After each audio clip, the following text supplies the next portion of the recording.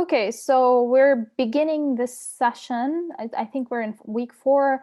So this week we're going to be doing something else. But I wanted to review the groups, and I also wanted to remind you.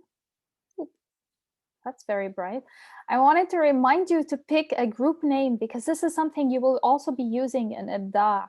So IBDA is going to also request of you a group name. And I see that a couple groups have already picked a group name.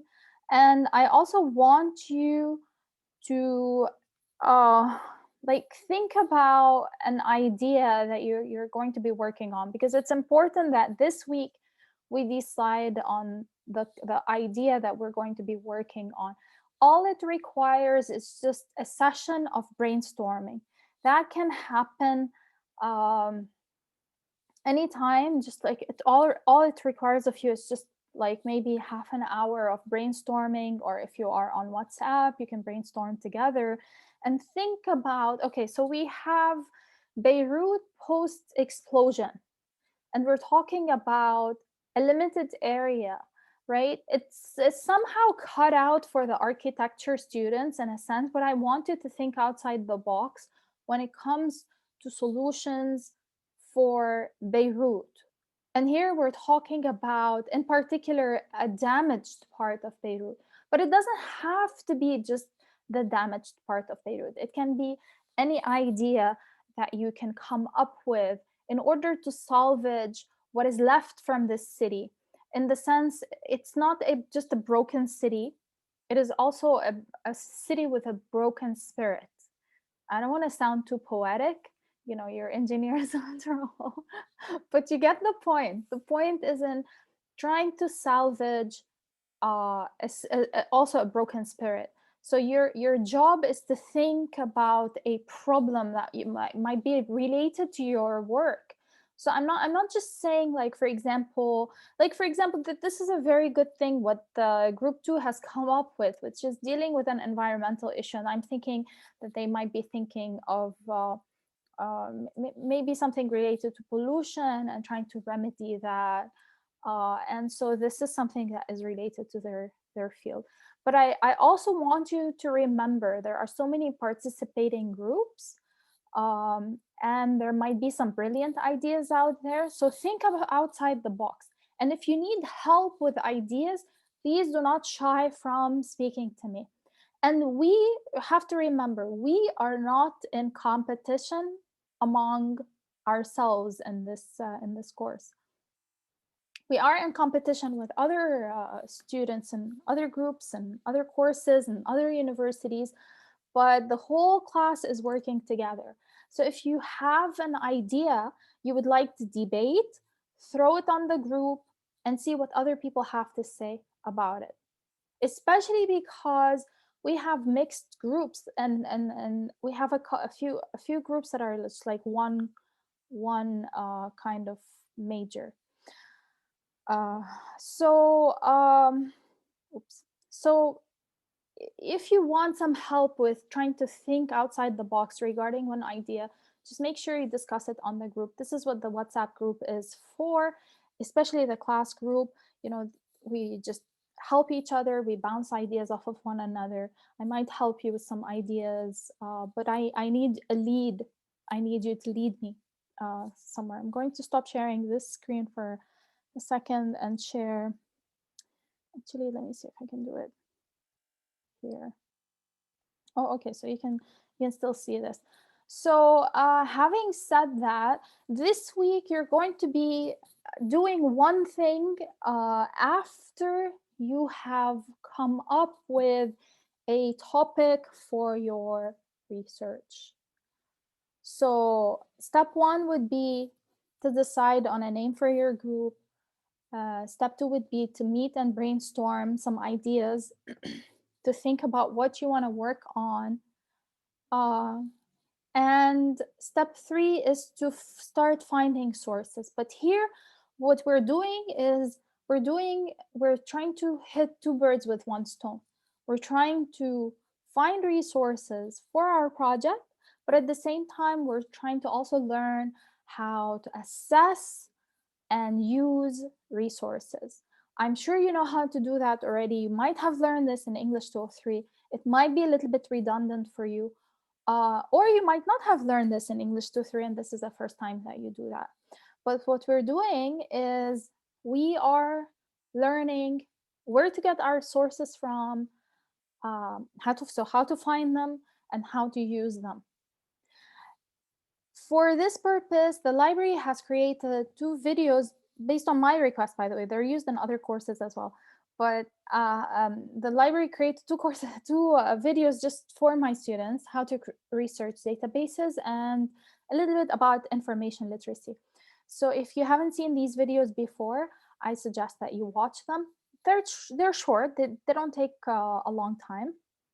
But I've also created 3-part videos for you as well on how to use sources. They might be a little bit dense for you right now, so I want you to take whatever you can take from them, in the sense that I want you to just see how differently we approach finding and using sources in academia on one hand, and in general on another hand. um, how do you find a source? How do you integrate a source? So some stuff might be, you might think, okay, you know what, I'm not using this right now, maybe not now as in this week, but I am going to eventually use it in my project. The good thing is that if every single one of you finds a source related to your project, and you complete this assignment on your own, so 1 source per person, because we're going to talk about this in a second, which is source evaluation activity. If you find that 1 source, this means that you have 4 sources per group. 4 sources per group is enough number of sources to begin your research. So basically, if you sit down and you brainstorm, you're not sitting down together, but virtually sitting down and brainstorming a topic, and then what you do is you decide, you know what, there are so many different sides of this. I'm going to research this, you're going to research this, she's going to research this, he's going to research this, and then you bring this information back to the group and you share it. But at the same time, what you would be, how are you hitting 2 birds with 1 stone? You are doing the assignment so that you learn how to find and use resources, and you are finding resources for your project. So nothing is a waste of time over here. I need you to learn how to do that, but at the same time, you're doing it for your project. And by the way, some people might say, in the real in a real job or in real life, you're not going to be relying on academic sources for your research. The answer is you're absolutely going to have to find academic sources for your problems. Even if your problems are technical problems, you have to rely on research, and you have to rely on research done in academia. So we have researchers who are doing the research for you to capitalize on. Nothing is done haphazardly. Nothing is done just like out of the context of academia. And when I say academia over here, I mean research done in labs and controlled environments, etc., etc.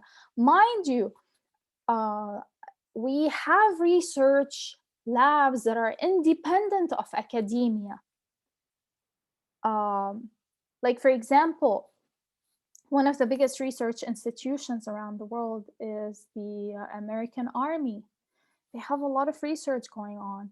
They conduct a lot of research. They do a lot of research on so many different things related to engineering, related to combustion, related to weapons, related to psychology, related to sociology, related to so many different diverse topics. Information technology, AI, you name it, right? So this is independent of academia, and the people who work there are not necessarily doing it for themselves. They don't slam their names on it. It comes out in the name of the US Army. It's used by the US Army and just for their sake. But it is present. And so it is present in every single country, every single big country that has funding also funds research for the army, and they do a lot of research. So it's amazing. And then of course, you have the independent technical firms that do research. But how do you find this research? Most of the time, you can find it published in academic journals or referred to in academic journals, etc., etc. And so this is where we're going to go to find it. By the way, just for your information, you have your own library as engineers, and you have your own special librarian. And so later on in the future, when you have some research to do with some professor in one of your courses, you can always go to your library, which is in Bechtel, I think, and I can't remember the name of the librarian. I have to pull out the name and give you the contact information ASAP, actually. So before I carry on, do you have any questions about what I just said before I talk a little bit more about the source evaluation activity? If you have a question, you can either unmute yourself or you can just simply type it in the chat box. I'm sure you have some questions. Come on. No? Okay. Do we have to do a sort of introduction or transition between every group of questions? No. And no. So what I want you to do is the following. Oops.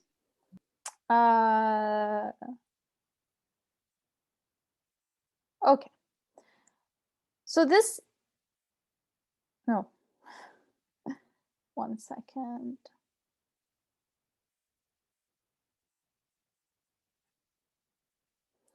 Let me just share it again.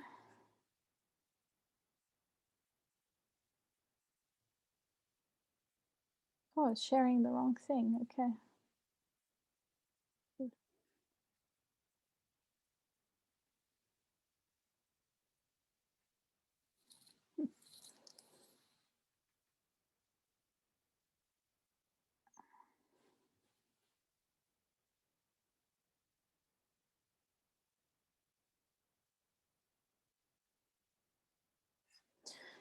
Okay, let me just close the one that keeps popping up for some reason. I don't know why.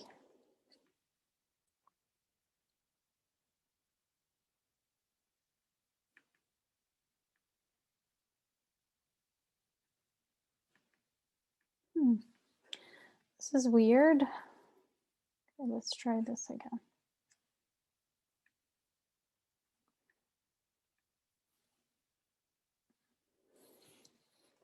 Technology.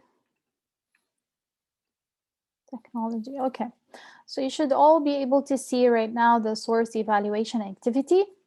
What I suggest is the following. I suggest you copy paste this, or you open it up, you save it up in your name, and over here you type in not in bold, you type in your name. So let's say Noura, and then English 206, and then my name, and then the name of the assignment, and then the date. So let's say February 9th, okay, 18 is fine. And then what I suggest is what you do over here is you put the source. So cite the source, okay? Cite the source over here. And then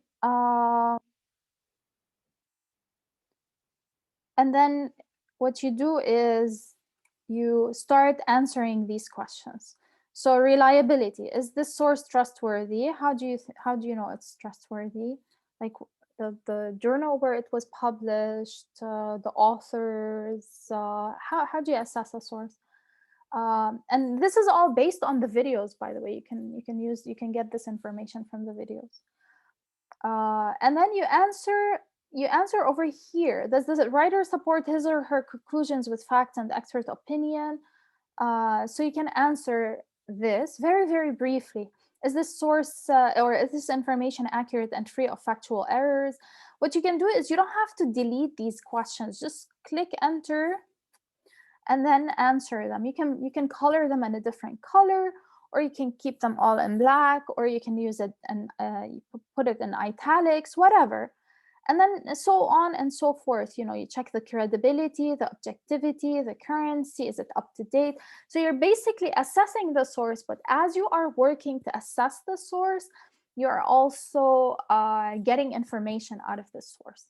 Okay, so this is how I suggest you do it. So you don't have to like worry too much about it. I don't want you writing paragraphs. I don't want you doing any of that. Very important is to get this information correct. If this exceeds 1 page, of course it will be exceeding 1 page. So what you have to do is insert page number in the top of the page right hand side. So there it is. But what I want you to do is double click here and make sure it is in Times New Roman 12-point font. We're going to be learning about the importance of these technical details later on. It's part following instructions, and the other important part about it is that uniformity, because we need uniformity. It's very important. It's easier for people to read and understand and react better to your document if there is uniformity. So many different companies use branding for their company. So this means that they all use uniform font size, font type, headers, letterheads, etc., etc. So they spend a lot of money doing that, and you need to conform because it is a reflection of the company, and every correspondence that goes out from the company has to be branded. If you've noticed, my course is branded. So I don't know if you've noticed this, but the picture is the same as on the syllabus. I have specific colors throughout. I have a specific font type. Even the picture on the WhatsApp group is the same picture as the one that we have outside of here, like when you go home and you scroll down and you can find it next to your course name, etc., etc. So this kind of branding is important, especially in technical writing, and we're going to be learning how to do that with our assignments as well. So to go back here, all you need to do is just put this in and then answer these questions. Keep it brief. I'm not going to go over your answers to see whether you just got it right or you made a mistake. It's your assessment of the source. Make sure that the source is credible. Make sure that it is academic, following the instructions in the videos, and so on and so forth. I'm pausing here. Let me stop sharing. I want to pause for a second to see if you have any questions before I carry on. So we have to choose a source that discusses something related to our major, right? Not something related to your major necessarily, just something related to your major, but also something, preferably to save you time in the future, something related to the topic that you will be working on, your project. What do you want to do with Beirut in order to help rebuild this city post-explosion? Yeah, okay. Something it does, and it doesn't have to be, of course, about Lebanon. You're not going to find sources about Lebanon, but let's say you're going to be dealing with pollution and bringing down pollution. Maybe somebody is going to be suggesting, like, for example, architecture people, you might, like, for example, decide you want to make the Gymnasi area a pedestrian area, right? No cars, just bicycles or whatever. So you want, and the reason you want to do that is because it reduces pollution, or it's aesthetically more pleasing, or it's more like durable, whatever it is, whatever that you're working on. And so you decide, you know what, I'm going to find a source that shows me how using bicycles in a particular city limits emission of toxins and pollutants, and so it improves the air quality. You can find this anywhere, right? So it's just like one small part of whatever you're working on. I hope this answers your question. Yes, thank you. Great. Okay. Any other questions?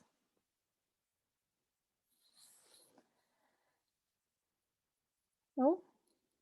Okay. Let's go back to screen sharing and let's go back to the course. And so here, what we've done is, oops, sorry, I just hide week 3. So we're not confused. So this is regarding week 4. However, let me tell you a little bit about week 5. My problem is that I should do this right now so that you're prepared for next week. Week 5 is proposal writing and using style and rhetoric. Week 5, we're going to be working on our proposals. Don't panic. A proposal is something like 4 pages long or 5 pages long, which means that every one of you is going to be producing 1 page, right? And how do you develop a research proposal? I have the source over here. I have 4 proposal samples for you, and then you just submit your proposal. I don't want you to panic. This is just a document to teach you how to prepare a proposal. That people are going to be asking us for proposals as well. The proposals they will be asking us for are way shorter than what you will be doing for this course. So what you can do afterwards is when they ask us for our proposals, you can just copy paste parts from this proposal there. But I want you to keep this in mind so that on Sunday, when you have submitted the evaluation activity thing, I want you to start immediately working on your proposals. But remember, you are a group of people working on this, and so when you divide the work amongst yourselves, it's going to be much shorter and much easier to compile. And I also want to remind you of the fact that most of the time you are learning by doing. Will you get this right or wrong? It doesn't matter. With practice, with time, with experience, you're going to be nailing this. However, most of you are probably going to be writing a proposal for the first time in your lives in this course. So it's not just about writing the proposal, it's about how you write the proposal, so that when you are in another course, or maybe not in another course, but you will encounter this in another course. But let's say you're in another course and the professor says you have to submit a proposal. You don't panic saying, oh, how do I write a proposal? And then you run to Google and try to Google, how do you write a technical proposal? You would say, oh, I already know how to write a technical proposal because I learned this in English 206. This is one thing. Second thing is that you might be at work and then your boss says, do you know how to write a technical proposal? And you say, yeah, I know. I actually have a template for it, which I've saved from my English 206 course. So most of the time, most of what we're doing in this course is learning by doing. It's you being exposed to this, you learning what steps are required to do this, produce this proposal or this technical report or whatever it is, and figuring it out. Is it going to be perfect? Most probably not. Is it going to have mistakes? Most probably yes. Does it matter? No. Will I be deducing points for you if you have mistakes in your proposals and stuff? No, because I'm not grading you. I do expect you, however, to do a good job with it because you are several people working on it, number one. And number two, because you are engineering students. And most of the time, engineering students are perfectionists. And I love that. So I'm expecting you to put in some effort, of course. It's not going to be just like, just a cruise in the park. But it's also not going to be difficult for you. So what do you think? Any questions, remarks? No, you're awfully quiet, all of you. Let me hear your voices. I like the part that we are doing it to learn and to use it afterwards in our job, and not just for grading it. Yeah. Everything in this course is this way. It's the learning by doing, number one. Scaffolding, which means that you're actually building your project by doing bits and pieces and then bringing them together. It's very much an engineering thing, right? You're not just it's not your typical way of doing things in an English course. And everything needs experience, and since this is your first time, I don't expect you to do like miracles for me and move mountains. I just expect you to know it and transfer knowledge. Transferring knowledge for me is much more important than anything else, because if you learn something and just retain it for this course only, it doesn't mean anything for me. It doesn't mean anything for you. But if you learn something in this course and then you apply it somewhere else, it means everything, because this is the whole point of this course. The entire point of this course, the reason why I removed grading is because I want you to focus on how much you can retain and transfer. How much can you take from this course and how much can you apply it elsewhere? Okay?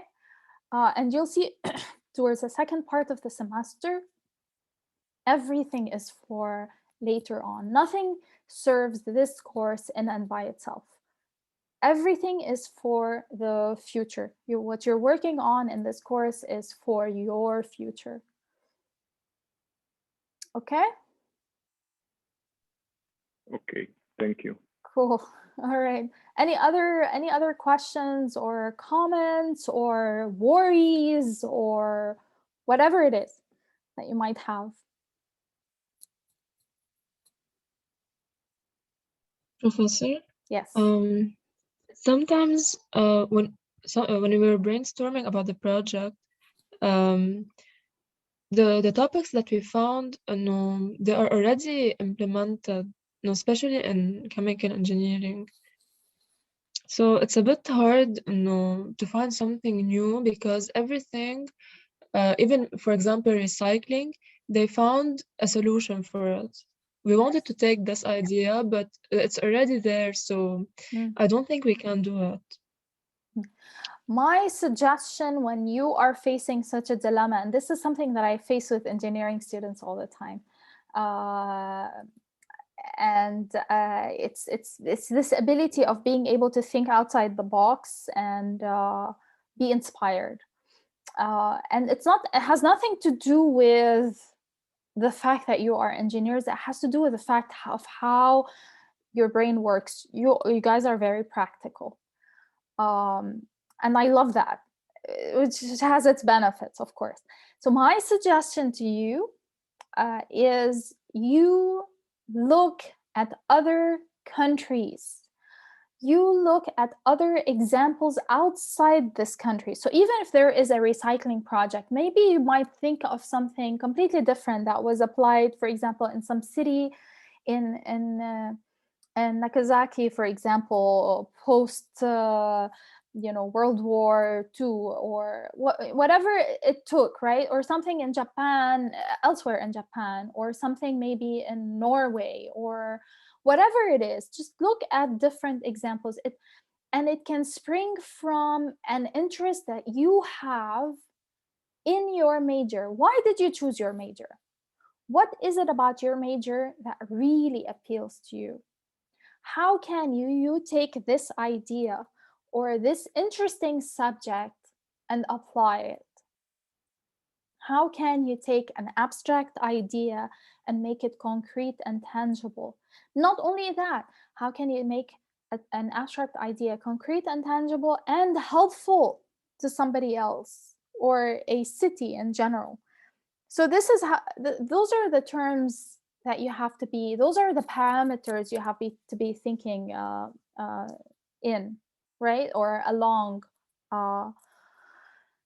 Yeah, you will be thinking along these parameters of how to make what you love and what you do beneficial for everybody else. How can you use what you are interested in to the betterment of a city or a place or humanity or whatever it is? Does this help, Yara? Yes. Okay. And then, of course, as I mentioned earlier, I also want you to seek help, meaning you throw the idea, like you say it on the group and you say, we're a bunch of chemical engineers and we're thinking about this. Like, what do you think? And then we can all pitch in. And then nobody's going to come and say, oh, I'm going to steal this idea. We're not in competition here. We're working as a team together to produce, 5 or 6 brilliant ideas for Beirut. So just ask us and seek our help, and then we can come up with something together. And if you feel the need to contact the Abda people, I can always arrange it. I think you have their emails on the syllabus, I think, but I can also arrange it for you where you can ask them, because most of them, especially the ones who serve on the committee, have been part of Abda before. So some of them were my students even, who are now the organizing committee of Abda. So Okay, thank you. Yeah, this can be also another project.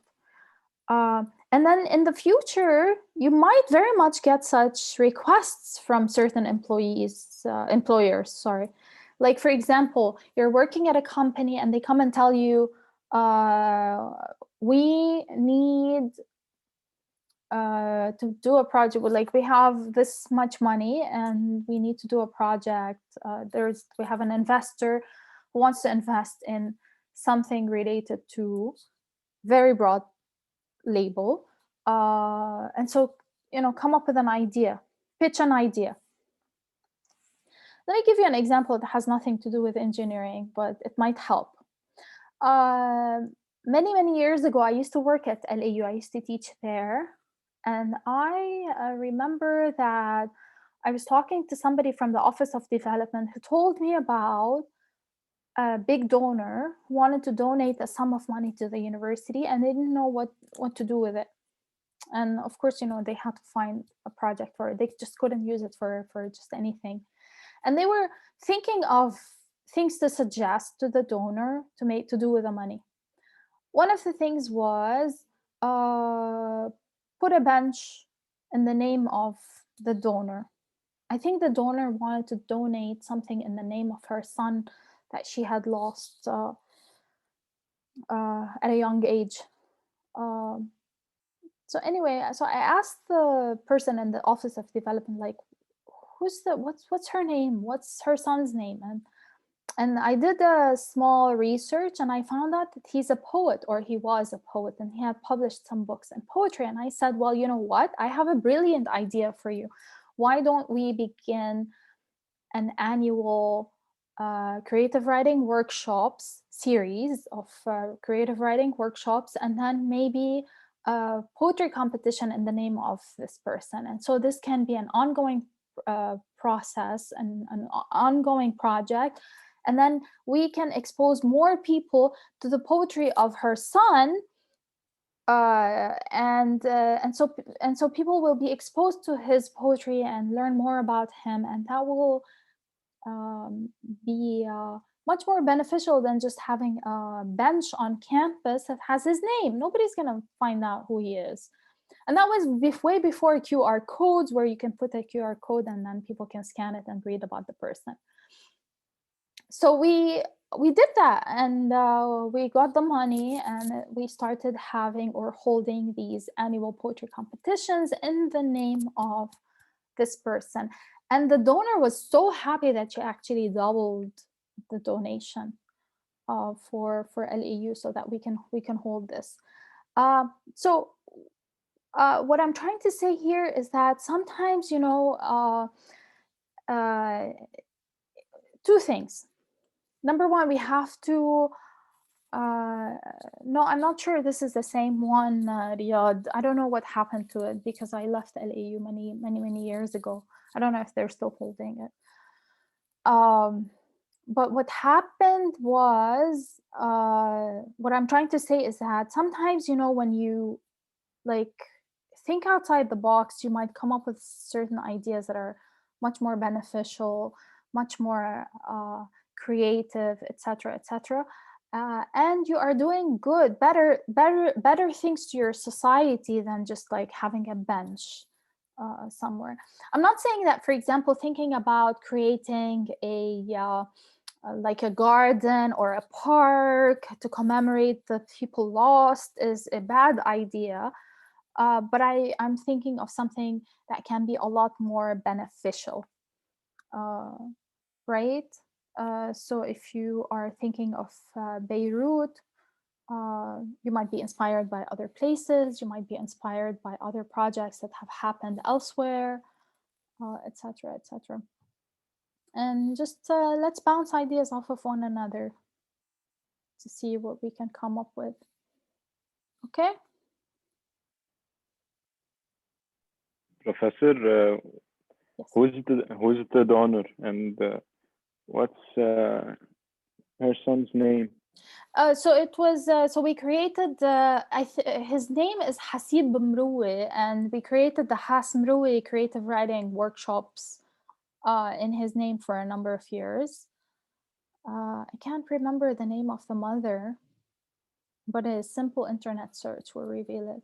So he writes, he was in UC Berkeley, and he published a number of poetry books, and his name is written Haas Mroue, Mroue, and he wrote poetry in English.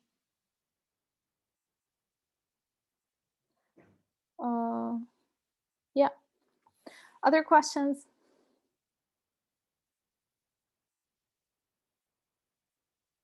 Okay, I'm going